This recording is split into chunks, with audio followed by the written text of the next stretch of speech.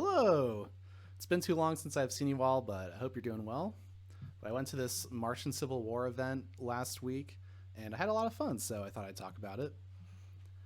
So I believe all of the home bases got these packs, and so the way it works is that you buy a sealed deck, and then you get either a Rebel or an Elder pod. So these are actually counted as new sets, basically. So if you don't like spoilers, you'll have to avoid this video actually because I might be spoiling some new cards for you. So I went with the Elders, and so I got Elder Paleontologist Rhea. And so it's a single house deck. It's just a pod.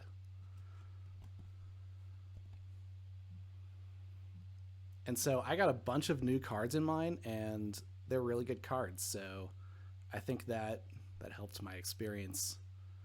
Triple compliance, 2 Mind Your Elders, and this thing called Xanthix Plox. Oh, so I won't mention what it is in this video, I guess, but there's a new token that they designed for these events. But I got a researcher, which is great, and there's a bunch of ways to make researchers, because here it is, the new card Compliance. A creature captures 1 amber from its own side, and for each amber on that creature, make a token creature. That's pretty dang good, right? So you can capture amber from or you can take an amber away from your opponent's pool, and then you get it back later. So I have 3 of those. They combo into each other. Oh yeah, that's really good. And there's a bunch of ways to make tokens in this deck because I got Star Alliance, so I have Uplink. Oh yeah, these are from the deck I got because we all bought one Winds of Exchange deck. So I had 2 Scout Chief Courageers and an Uplink. Teamwork. And then this Kamalani with a draw, so this one makes 2 tokens. Yeah. I did happen to get the worst Mars card in all existence, but it's okay, because everything else in the deck was good.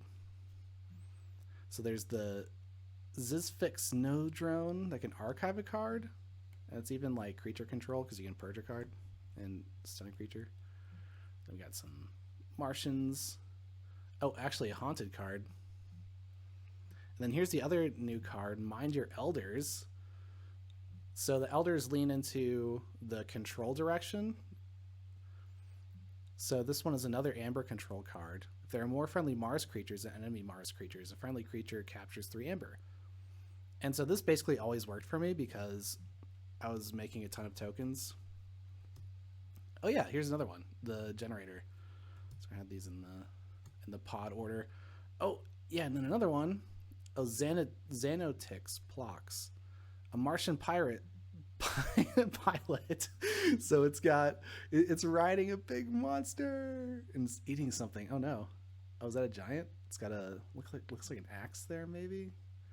But yeah, so the Elders are known for their genetic experiments. They create creatures to do war for them.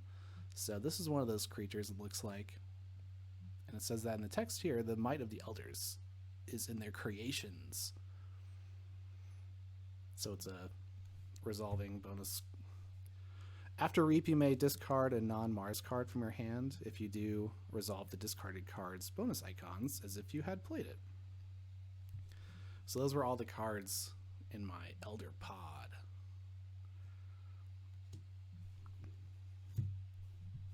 So both Compliance and Mind Your Elders are good cards, and they were working well together. So I think that helps me succeed. Yeah. So here's my Winds of Exchange deck, and I had Mars in it, so that means that I had no choice but to take that one out. And I had Cadet, which I went with the Researcher. You were allowed to choose, and this pod is good too. I didn't lose too many enhancements, but it has Amber control, creature control. So this would have been good too. But the real star of the show was my Unfathomable pod, I think. Because it has 2 abyssal sites, which go with that Kamalani. You can destroy the Kamalani with this to make the tokens, the researchers that you can use to archive the Mars cards, even if you don't go Mars. It's crazy. But so we got 2 captures and a draw. You can look at their hand and discard cards. And so I didn't realize this until like midway through my second game, but this deck has perfect creature control.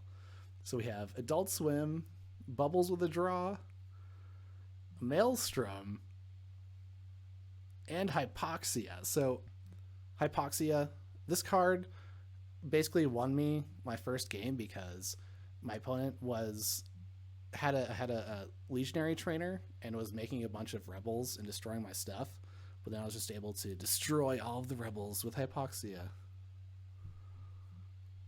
And we have Red Alert. Oh yeah. Okay. Then we got some other creatures to back it up. So the Rustomizers, artifact control. This deck has everything. Lack Gaboon. Crushing Deep with another draw.